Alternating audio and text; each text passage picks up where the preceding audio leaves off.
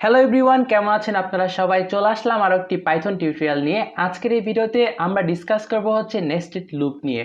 এটা আমাদের একটা রিকোয়েস্টেড টপিক। যারা আমাদের অডিয়েন্স আছেন তাদের মধ্যে থেকে একজন আমাদেরকে রিকোয়েস্ট করেছেন নেস্টেড লুপ নিয়ে ডিসকাস করার জন্য।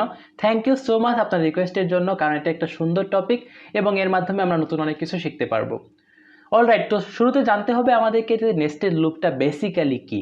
তো আমরা সবাই নেস্টেড স্টেটমেন্টের সাথে পরিচিত আছি। যখন আমরা একটা ইফ স্টেটমেন্টের ভিতরে আরও একটা ইফ স্টেটমেন্ট লিখি তখন সেটাকে বলা হচ্ছে nested if statement.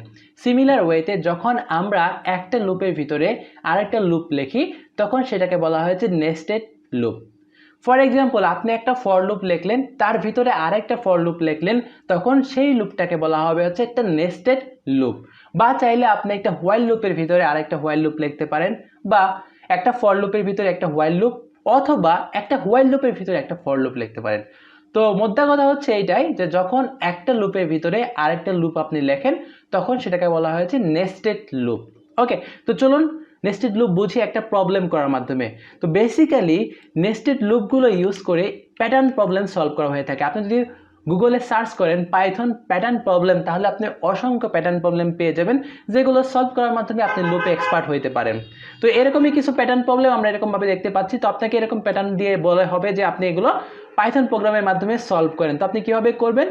Nested loop use করে সিমিলার ওয়েতে। তো আমরা এই ফার্স্ট প্রবলেমটা আপনাদেরকে সলভ করে নেস্টেড লুপটা বোঝাবো। তো এইরকম প্যাটার্ন প্রবলেম সলভ করার জন্য শুরুতে আমাদেরকে দেখতে হবে এইখানে কতগুলো রো আছে। তো আমরা যদি দেখি তাহলে এখানে টোটাল 6টা রো আছে। তো আমাদেরকে এই প্যাটার্ন প্রবলেমটা সলভ করার জন্য অ্যাটলিস্ট লুপটাকে 6 বার রান করতে হবে। তো চলুন করে ফেলি। তারপর লিখবো হচ্ছে simply for I in range. তো যদি আমরা 1 থেকে 6 পর্যন্ত প্রিন্ট করতে চাই তাহলে আমাদের লিখতে হবে 1, তারপরে কমা দিয়ে 7, কারণ হচ্ছে 1 থেকে 7 লিখলে বেসিক্যালি 1 থেকে 6 পর্যন্ত প্রিন্ট হবে, লাস্টটা ইগনোর হয়ে যাবে। তো এই লুপটা শুরু হলো। এই লুপের ভিতরে এসে যদি আমরা লিখি for J in range 0 to i। ওকে, তার মানে হচ্ছে এখানে যতক্ষণ পর্যন্ত i এর ভ্যালু থাকবে ততক্ষণ পর্যন্ত আমাদের এই ভিতরের লুপটা রান হবে। তো যখন এরকমভাবে আমরা একটা লুপের ভিতরে আরেকটা লুপ লিখে দিচ্ছি তখন সেটাকে বলা হয়েছে নেস্টেড লুপ।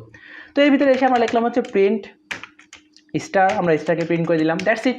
এখন যদি আমরা এটা রান করি তাহলে দেখতে পাবো যে আমাদের স্টারগুলো প্রিন্ট হয়ে গেছে। কিন্তু বেসিক্যালি আমরা যে চাচ্ছি যে এরকমভাবে একটা প্যাটার্ন তৈরি হোক, তো সেটা হয়নি। তো সেটা হয় নাই কারণ কি? কারণ হচ্ছে যখনই একবার এই লুপটা রান হচ্ছে, একবার এই স্টারটা প্রিন্ট হচ্ছে, তো প্রিন্ট যখনই স্টেটমেন্টটা একবার ইকো করে যায় বা একবার রান হয়ে যায় তখন সে বেসিক্যালি কি করে, তখন সে একটা নিউ লাইন ক্যারেক্টার এন্ট্রি করে, যার ফলে আমাদের স্টারটা একবার রান হওয়ার পরে কি হয়েছে, নিউ লাইন ক্যারেক্টার নিয়ে নিয়েছে, পরের স্টারটা আবার নিচে গিয়ে রান হয়েছে। তো যদি আমরা চাই যে নিউ লাইন ক্যারেক্টারটা ইগনোর করবো আমরা, তো সেক্ষেত্রে আমরা এখানে কমা দিয়ে লিখতে পারি ইন্ট, কি লিখতে পারি, int is equal to MT string. তো এখন যদি আমরা আবার রান করি দেখতে পাবো যে এখানে আমাদের স্টারগুলো সবগুলো কি হয়েছে, পাশাপাশি রান হয়েছে।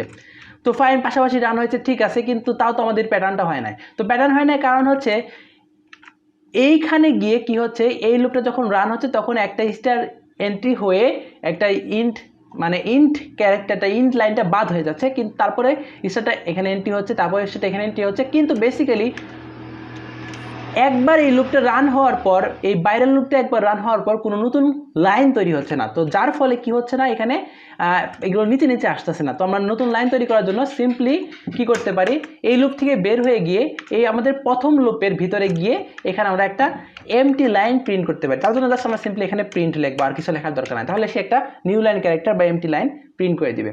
তো এখন যদি আমরা রান করে দেখতে পাবো যে আমাদের স্টারটা তৈরি হয়ে গেছে। তো বেসিক্যালি এই প্রবলেমটা সলভ হয়ে গেল, দেখেন আমাদের প্যাটার্নটা তৈরি হয়ে গেছে। So yeah, that's it. যখন আমরা একটা লুপের ভিতরে আরেকটা লুপ লিখি তখনই সেটাকে বলা হয়েছে একটা নেস্টেড লুপ। তো আপনারা চাইলে এরকমভাবে প্যাটার্ন প্রবলেমগুলো গুগলে সার্চ করে সলভ করার মাধ্যমে লুপে আরও এক্সপার্ট হতে পারেন। Thank you so much for watching. Stay happy and have a very good day.